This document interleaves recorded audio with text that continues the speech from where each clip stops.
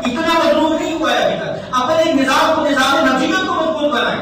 آج دشمن ہمیں جہاں پر متنفر کر رہا ہے, جہاں پہ منتشر کر رہا ہے, ہماری حالت ہے کہ ہم ایک گھر میں 4 بھائی ایک پلیٹ میں بیٹھ کر کھانا کھانے کے لیے تیار نہیں ہے. وہ یہ علی اللہ والا ہے, وہ بغیر علی اللہ والا ہے, وہ ماتمی ہے, وہ زجیر دان ہے, وہ فلاں ہے, وہ ٹھیکان ہے. یہ کون سی تقسیم ہم نے بنا رکھی ہے؟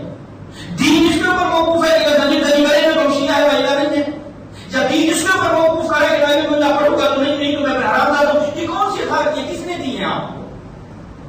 وہ فلاں یہ پڑھے گا تو ایسا ہے, وہ فلاں نہیں پڑھے گا تو ویسا ہے. یہ اطاعت کس نے دی ہے ہمیں؟ میرے بھائیوں, میرے قوم و شیعوں, یہ اتحاد کا وقت ہے. کیسا مقام ہے کہ میں رات کئی واقعات خدمت میں عرض کر دوں. ایک صاحب نے مجھے کہا کہ آپ اللہ پڑھ رہے ہیں کہ میں آپ کے پیچھے نماز پڑھوں گا. کمال کی بات ہے ویسے, لیکن میں نہیں کہتا اگر کوئی پڑھتا ہے یا پڑھے, اگر اس کے مجتہد کو اسے اجازت دی ہے وہ پڑھے, مجھے کوئی اس سے اختلاف نہیں, لیکن کم از کم تبلیغ تو کرے. لیکن وہ یہ کہے کہ میں نماز نہیں پڑھتا, نماز کی وجہ سے پڑھوں گا, اس کے مقصد یہ پڑھیں. بھائی یہ جو شرط ہے یہ کس شریعت میں لکھا ہے؟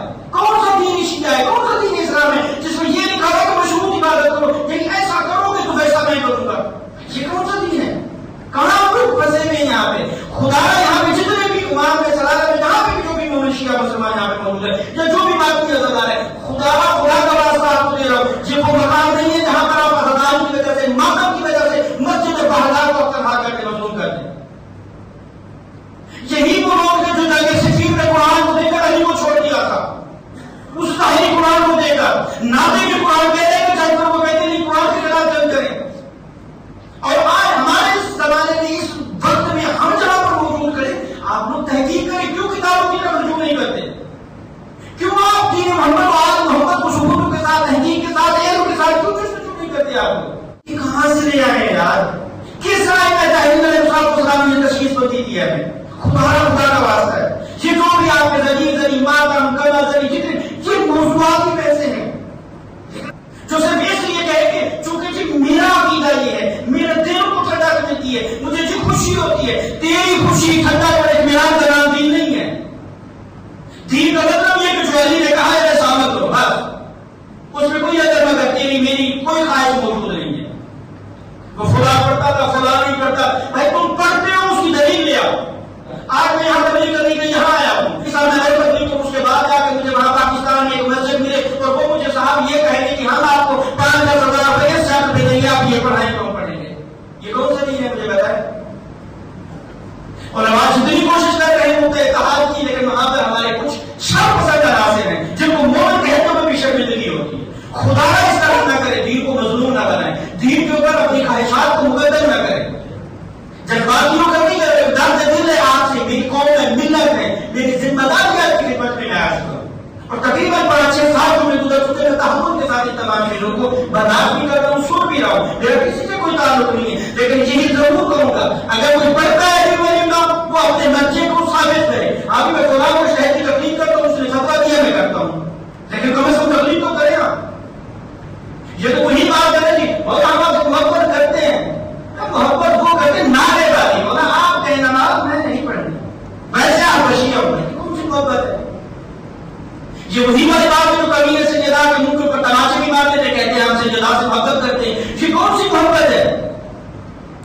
یہ وہی منافقت تو ہے جو رسول کی بیٹی کے ساتھ وہ منافقت کی گئی, اور آج تک مسلمان سے دعویٰ کرتے ہیں کہ وہ جو ہے وہ تو جناب پیغمبر کی بیٹی, ہم تو محبت کرتے, ہم تو احترام کرتے. احترام کیجیے کہ اس کے حق کو نہیں مانتے, کہتے محبت کرتے, تو آپ کو لال نہیں بھیجتے ہو نا. اللہ بھی کہتے ہیں کہ کسی کا حق ہے اس کے اوپر میری لعنت ہے. تو پھر کس حق کی متلاشی ہے, کس دن کی طرف ہم لوگ جا رہے ہیں؟ خدا کا آپ کو سے آخری بات, تکلیف کو اپنائیں, تکلیف کے اوپر عمل کریں, لیکن کم از کم تکلیف کر کے کریں نا. باقی احکامات کو آپ کی تکلیف کے مطابق ہوں. میری بات سمجھ آ رہی ہے بھائی؟ پریشان تو نہیں ہے بیٹھے, یہ سوال پڑے آپ امام مہدیدار سے.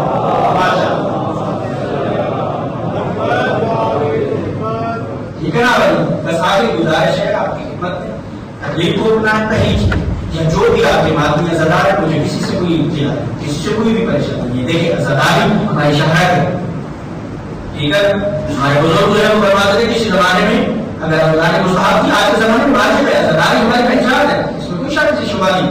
لیکن ازاداری کا ہر کسی مطلب نہیں ہے واجبات کو ترک کر مستحبات کو جو ہے وہ ترجیح ہے, ہرگز ایسا نہیں کہا ہے. پہلی چیز. دوسری چیز کیا ہے کہ اگر آپ اس دین آل محمد کے داعی ہیں تو پھر آپ پر فرض بنتا ہے کہ آپ سوال کریں، آپ پوچھیں، علم کی بدلاشی کریں۔ دین آل محمد میں مجھے بتائیں میرے ساتھ جتنے بھی گزشتہ ہیں یا ابھی تک ہیں کہ کوئی اپنے دادے کے گھر سے کوئی پٹوری کھولیں گے وہاں سے یہ فرمان نہیں کیا کہ آپ سنا سکتے ہیں بھائی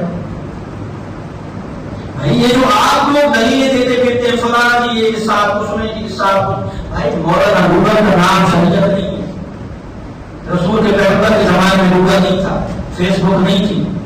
آج کا ہمارا علامہ اتنا سستا ہو چکا ہے، میں کہتا ہوں پاکستان میں سلنڈی بھی مہنگی ہوگی اس سے زیادہ سستا علامہ بن چکا ہے۔ آج سے سنتے اور پہنچتے پہنچتے رسول خدا صلی اللہ علیہ وسلم کی خدمت میں یہ روایت کا سلسلہ جو ہے وہاں تک جا اور صحیح سند کے ساتھ موجود ہے۔ تو امام محمد باقر علیہ السلام اور وہ اپنے آباء و اجداد سے یہ بات نقل کرتے کہ جب رسول خدا صلی اللہ علیہ وسلم حج آ کر کے اعمال انجام دے چکے تو آپ اپنے ناقہ پر سوار ہوئے اور فرمایا جنت میں کوئی داخل نہیں ہوگا سوائے مسلمان کے۔ اب جو پچھلی بات ہم نے کی تھی کہ دیکھیں جنت والے کی وہ تذکر دی گئی ہے کہ جس نے احدیت کا اقرار کیا ہے اللہ نے جنت اس کو دروازے قرار دی۔ کوئی بھی ہے جو اس دائرہ اسلام کے اندر داخل ہو جاتا ہے کامل ہو جاتا ہے۔ اب کیا پیغمبر فرما رہے کہ جنت میں کوئی داخل نہیں ہوگا ما سوائے اللہ کس کے؟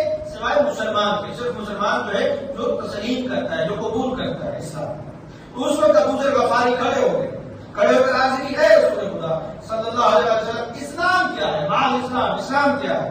حضرت نے فرمایا اسلام برہنہ ہے، اس کا لباس جو ہے تقویٰ ہے۔ صرف ہمارے جسم کی یہ لباس کی ضرورت نہیں، یہ جو اس جسم کے اوپر لباس رکھا ہوا ہے اس لباس کے عمل سے آپ کا تقویٰ الہی دوسرے لوگوں کو محسوس و واقعات متقی ہے۔ جو تقویٰ الہی کو اختیار کرتا ہے، جو خدا کا خوف رکھتا ہے، جو دوسروں کے اوپر اپنی محبت کو نچھاور کرتا ہے، غرباء و مساکین میں اپنی محبتوں کو اور اپنے مال کو اس طرح سے تقسیم کرتا ہے جس طرح سے اپنا حق سمجھتا تھا اور اسے حاصل کیا اور وہی انہیں تک پہنچاتا ہے۔ آگے کیا فرماتے ہیں کہ اس کی زینت، یہ جو لباس تقویٰ ہے اس لباس تقویٰ کی زینت، جیسے ہم اپنے لباس کے اوپر جناب اچھے اچھے بٹن لگاتے ہیں، جناب سلائی اچھی کرواتے ہیں، جناب اس کے اوپر آرائش کرتے ہیں، تو یہاں پیغمبر فرما رہے ہیں کہ اس لباس تقویٰ کی زینت جو ہے اس کا حیا ہے۔ اگر حیا نہیں ہے تو جو لباس تقویٰ اوڑھا ہوگا وہ بیکار ہے۔ یعنی اس کا مطلب یہ ہے کہ ظواہر اسلام کے ساتھ چاہے وہ نمازیں پڑھتے رہو، حج کرتے رہو، جتنی رکعتیں پڑھتے رہو، جو سن کے خیرات کرتے رہو، کوئی فائدہ نہیں ہے کہ اگر وہ لباس تقویٰ کے ساتھ اپنے اندر حیا نہیں۔ حیا کیسا ہو؟ حیا ایسا کہ خدا سے آپ کا عمل حیا کا ہے، آپ کا جسم خدا سے حیا کا ہے، کہ یہ جو اعضاء و جوارح جس آنکھ سے دیکھتے ہیں کسی نامحرم کو نہ دیکھو، یہ ہاتھ جب استعمال کرو پھر کسی غریب کے اوپر ظلم کے اوپر استعمال نہ ہو، یہ پاؤں پہ غلط راستے کی طرف نہ چلے، یہ تمہاری فکر، کردار، گفتار یہ تمام کی تمام خدا سے حیا کرے۔ اے اللہ میری زبان کو حیا آتا ہے کہ جو تم نے اپنے ذکر کے لیے ادا کی ہے میں اس زبان کو کسی مومن کو تکلیف دینے میں کیوں استعمال کروں؟ یہ اللہ سے حیا کرنا ہے زبان کا۔ یہ آنکھ، پھر اس آنکھ سے جب تمہاری کسی برائی یا غلط چیز یا غلط کام کی طرف نگاہ پڑے تو پھر اللہ سے پناہ طلب کرو، اے اللہ میں مغفرت طلب کرتا ہوں تجھ سے اور تیری اس جباریت سے کہ اس آنکھ کو جس کو تو نے ذکر محمد و آل محمد و قرآن کی تلاوت اور اطاعت کے لیے ان آنکھوں کو خلق فرمایا تھا، کیوں میں کسی نامحرم کو دیکھوں یا کسی کے اوپر غضب و غیظ کی آنکھ سے دیکھوں جس سے اس کو تکلیف محسوس ہو۔ یہ اللہ سے آنکھ کا حیا ہے۔ اور یہ ہاتھ جس سے میں اپنے اعمال کو انجام دیتا ہوں تو پھر اللہ سے اپنے ہاتھوں کا حیا کیسے کروں کہ اس سے جب میں نیکی کروں تو پھر میرے دوسرے ہاتھ کو بھی پتہ نہ چلے کہ میں نے کسی کے ساتھ کوئی بھلائی اور اچھائی کی ہے۔ اپنے عمل کو اس طرح پریاد نہ کرو۔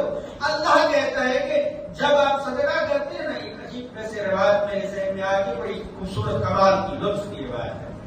آپ جب صدقہ کرتے ہیں، چوتھی امام کی روایت میں مطلب فرماتے ہیں کہ جب آپ صدقہ کرتے ہیں وہ عام بات نہیں ہوتی، اس صدقے کے لیے کہ جب آپ دیتے ہیں نا کسی فقیر کو دیتے ہیں، اس فقیر کے یا جس کی ضرورت مند کو دے رہے اس کے ہاتھ پہ پہنچنے سے پہلے آقا حسین علیہ السلام کے ہاتھ میں برکت ہے یا وہ مان جاتا ہے جو آپ مدد کرتے ہیں اور آقا اسے پیسہ دیتے ہیں، اللہ اسے بوسہ دیتے ہیں اور پھر وہ مال جا کے اس فقیر یا ضرورت مند یا غریب کے ہاتھ میں پہنچتا ہے.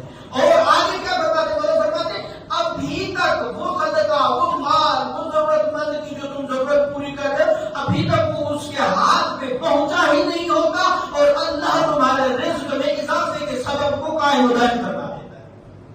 ابھی وہ پہنچا ہی نہیں ہے اور اللہ پہلے گارنٹی دے دیتا ہے. تو یہاں اس کا مطلب کیا ہے؟ یعنی یہ ایسا نہ ہو کہ کسی فقیر کو روپیہ 2 روپے کے اندر اتنا روپیہ اپنا میں نے تو آج جناب کمال کر دیا ہے، آج تو میں نے مطلب خیرات کے دروازے اس طرح نہ ہو. یعنی وہ دیکھی کیا ہو اپنے عمل کے ساتھ کہ اپنے دائیں ہاتھ کو بائیں سے دے رہے ہو تو دائیں کو، دائیں سے دے رہے ہو تو بائیں کو بھی پتہ نہ چلے کہ تم نیکی کرو، کیونکہ تمہارا آج وعدہ ہے اس اللہ کے ساتھ جس کے لیے، جس کی رضا کے لیے تم اس کام کو انجام دے دو. یہ تمہارے ہاتھ کا حیا ہے. پھر یہ جو پاؤں ہے، جب اگر تم کسی کے ساتھ ظلم و زیادتی کرنے کے لیے جا رہے ہو تو پھر اس اللہ سے توبہ طلب کرو، مغفرت طلب کرو. اے اللہ یہ میرے پاؤں راہ مستقیم کی طرف چلے، کسی کے اوپر ظلم کرنے یا کسی غلط راستے کی طرف نہ چلے. یہ پاؤں کا حیا ہے خدا کی طرف سے، اس کی بارگاہ. تو پھر آگے کیا فرماتے ہیں کہ جو لباس تقویٰ ہے اس کی زینت کیا ہے؟ حیا. اور اس کا معیار پرہیزگاری ہے. یعنی کیا؟ انسان اپنے گناہوں کو، اپنے آپ کو کیا کرے؟ پرہیزگار بنائے. کس طرح سے؟ کیا آیا پرہیزگاری یہ ہے کہ جب کسی کو دیکھوں تو میں پرہیزگار بن جاؤں؟ کیا میں کسی کو دیکھوں تو پھر میں پرہیزگار بنوں؟ نہ، بلکہ اللہ کہتے اس تنہائی کے عالم میں اپنے آپ کو میرے ساتھ اس طرح محو گفتگو رکھ جس طرح ایک چھوٹا بچہ جب اسے بھوک لگتی وہ اپنی ماں کی دودھ کی طلب رکھتا ہے اور وہ گریہ کر رہا ہوتا ہے اور ناگواہ ہو کر اپنی عاجزی کا اظہار کر رہا ہوتا ہے، رو کر کے رونے کے علاوہ اس کے پاس کچھ نہیں ہے کہ اس کی ماں اس کے اوپر رحم کھا لے. تو معصوم فرماتے اپنے آپ کو خدا کی بارگاہ میں اسی طرح سے پرہیزگاری کے ساتھ پیش کرو. صرف رو، چونکہ آپ کے پاس ان اعمال کا کوئی ایسا معیار نہیں کہ جس کی بنا پر کہو کہ اے اللہ میرے اعمال کی وجہ سے میرے اوپر رحم کر دے. ہمارے وہ اعمال اس قابل ہے ہی نہیں کہ جس سے ہم اللہ سے تقاضا کریں، بلکہ صرف رونے کی علاوہ اس کی بارگاہ میں ہم گڑا کر، رو کر، گریہ کر کر، آہ پکار کر کے کہیں اے اللہ ہمارے ان آنسو کی وجہ سے ہمارے اوپر رحم کر دے اور اپنی رحمت کو برسا دے کہ ہمارے پاس ان آنسو کے علاوہ، اس نادمانی اور پشیمانی کے علاوہ کوئی اور راستہ نہیں. اس لحاظ سے انسان کیا کرے؟ اس پرہیزگاری کو اپنائے. اب لباس تقویٰ کی زندگی آ جائے گی تو پھر یہ عین کمال دین ہے. کمال دین کیا ہے؟ وہ حسن خلق ہے. اور حسن خلق کیا ہے؟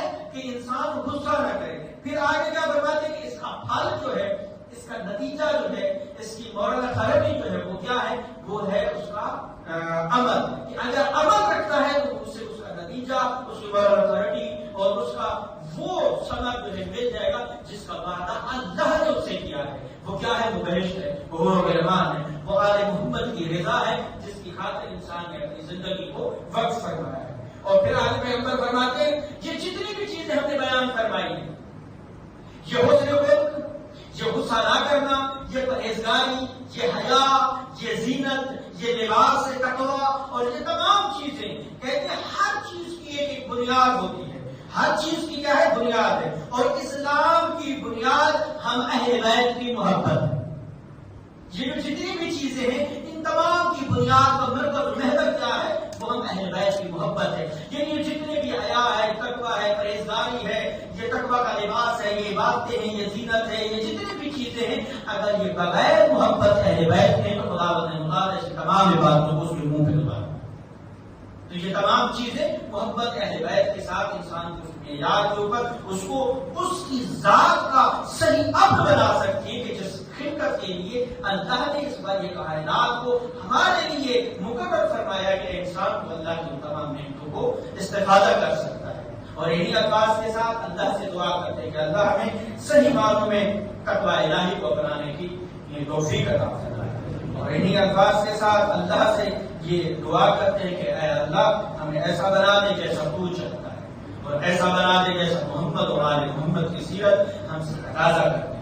اور آپ لوگوں کو اس تقویٰ الہی کی طرف دعوت دیتا ہوں جو اللہ نے اس چیز کے ساتھ وعدہ کیا ہے کہ اے میرا بندہ اگر تو اب تقویٰ الہی کو اپنائے گا تو میں اللہ ہر اس جگہ پر تیری مدد کے لیے آؤں گا جب تیری مدد کرنے والا کوئی نہیں. میں ہر اس پریشانی میں تمہاری پریشانی کو دور کروں گا جب کوئی تیری پریشانی دور کرنے والا نہیں ہوگا. میں ہر اس لمحے میں تیری مدد کروں گا جب تیرا رزق تنگ ہوگا. مجھ رزاق کے علاوہ تیرا کوئی رزق میں اضافہ کرنے والا نہیں ہوگا. میں اللہ تجھ سے وعدہ کرتا ہوں تقوی الہی کو تو اپنائے گا اور تو میری طرف ایک قدم بڑھائے گا, میں تیرے لیے 10 دروازے کھول دوں گا جو تمہارے لیے آسانیاں اور تمام پریشانیوں کے حل کا سبب کرا. بسم اللہ الرحمن الرحیم. اللہ احد اللہ الصمد لم یلد ولم یولد ولم یکن له کفوا احد.